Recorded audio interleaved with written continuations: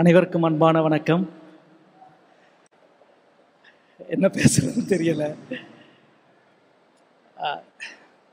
இந்த உலகத்தில் ரொம்ப சவாலானது நல்லது செய்கிறது.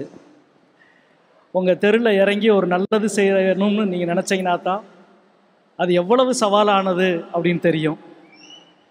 முதல்ல நல்ல விஷயங்கள் செய்கிறதுக்கு ஒரு துணிவு வேண்டும். துணிச்சல் இல்லாத யாரும் நல்ல விஷயங்கள் செய்ய முடியாது. நல்ல விஷயம் செய்கிறதுக்கு பணமோ செல்வமோ எல்லாம் முக்கியம் இல்லை, துணிவு தான் முக்கியம். அந்த துணிவோடு இவ்வளவு நல்ல காரியங்கள் செய்து கொண்டிருக்கிற அகரத்திற்கு எனது முதல் வாழ்த்துக்களும் நன்றியும். நல்ல விஷயங்கள் செய்ய போடுற பொழுதுதான் நீங்கள் எதிர்க்கப்படுவீங்க, நீங்கள் களங்கப்படுத்தப்படுவீங்க, நீங்கள் விமர்சிக்கப்படுவீங்க. இதுவெல்லாம் தான் இவ்வளவு பண்ணாலும் என்னுடைய நல்ல காரியங்கள் கலங்காது என்பதை நிரூபிக்கிற துணிவு தான் ரொம்ப முக்கியம். அது எல்லா காலங்களிலும் அதற்கான முன்மாதிரிகள் இருக்குது. இங்கே 5 திணைகளில் இருந்து வந்திருக்கிற மாணவர்கள் அழகான பரிசுகளாக கொடுத்தாங்க. ரொம்ப பலா, வாழை, நெல், இந்த தேன் மனித கண்டுபிடிப்பிலேயே அல்லது இயற்கையில் எத்தனை லட்சம் வருஷம் ஆனாலும் கெட்டுப்போகாத ஒரு பொருள் இருக்கிறது என்றால் அது தேன். அந்த இயற்கைக்கு சவால் விடுகிற ஒன்றை மனிதன் கண்டுபிடித்தான் என்றால் அது கல்வி. எத்தனை லட்சம் வருஷமானாலும் கெட்டுப்போகாதது இயற்கை வழங்கிய தேனும் நமக்கு கொடுத்த கல்வியும். அகரத்திற்கு நீங்கள் தேன் கொடுத்தது அவ்வளவு பொருத்தமான விஷயம். ரொம்ப மகிழ்ச்சியாக இருந்தது. குறிப்பாக சொல்லப்போனால் ஔவையார் ஒரு மன்னனினுடைய அரண்மனைக்கு போய் கதவை திறடா அப்படின்னு சொல்லுவா. அந்த வாயிற்காவலன் கதவை திறக்க கொஞ்சம் காலதாமதப்படுத்துகிறப்ப ஒரு அருமையான ஒரு பாடல் பாடுவா. அந்த பாட்டினுடைய கடைசி வரி, நாம் புலமை மிக்கவள், அறிவு மிக்கவள், எனக்கு உன்னுடைய கோட்டையோ உன்னுடைய அரண்மனையோ உன்னுடைய அதிகாரமோ ஒரு பொருட்டு இல்லை, எத்திசை செல்லினும் அத்திசை சோரே என்று சொல்லுவார். ரொம்ப அருமையானவர். எங்கே போனாலும் எனக்கு வாழ்க்கை இருக்குடா, நீ அல்ல அப்படின்னு. அந்த வரிக்கு முதல் ஒரு வரி இருக்கும்.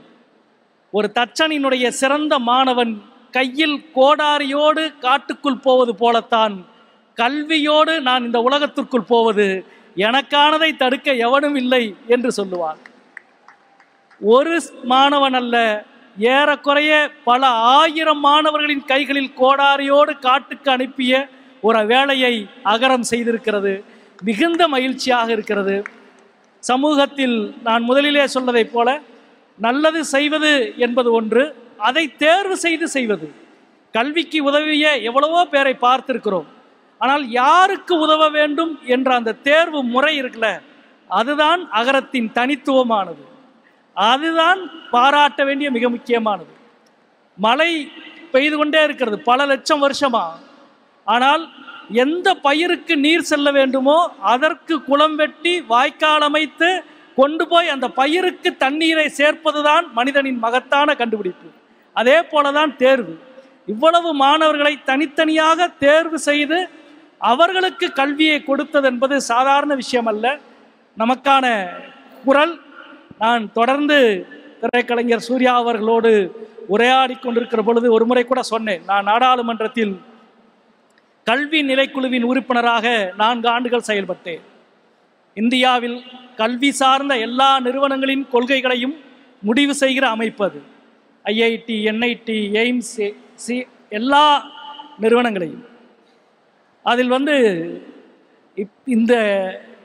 இந்த தரப்புக்காக பேசுகிற ஒரு உறுப்பினராக தொடர்ந்து கேள்விகளை கேட்டு சண்டை போட்டுக்கிட்டே இருப்பேன். ஒரு 28 எம்பிக்கள் அதில் இருக்கிறோம்.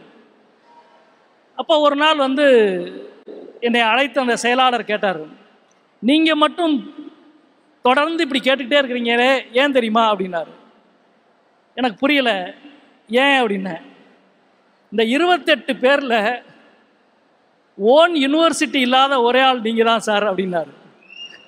சொந்த பல்கலைக்கழகம் இல்லாத ஒரே எம்பி நீங்கள் தான் அப்படின்னாரு.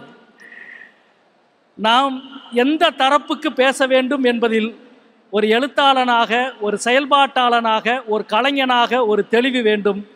அந்த தெளிவோடு நடந்து கொண்டிருக்கிற திரைக்கலைஞர் சூர்யா அவர்களுக்கும் அகரத்தினுடைய அனைவருக்கும் எனது அன்பான வாழ்த்துக்களை தெரிவித்துக் கொள்கிறேன். கொடுப்பதற்கு எவ்வளவு இருக்கிறது என்பதை மனித சமூகத்திற்கு நிரூபித்து கொண்டே இருக்க வேண்டியிருக்கிறது. கொடுக்கிற இந்த நல்ல கல்வியை கொடுக்கிற இந்த நல்ல செயலுக்கு மீண்டும் என்னுடைய வாழ்த்துக்கள். 5 இணையினுடைய மாணவர்கள் அனைவருக்கும் எனது அன்பான வாழ்த்துக்கள். வணக்கம், நன்றி.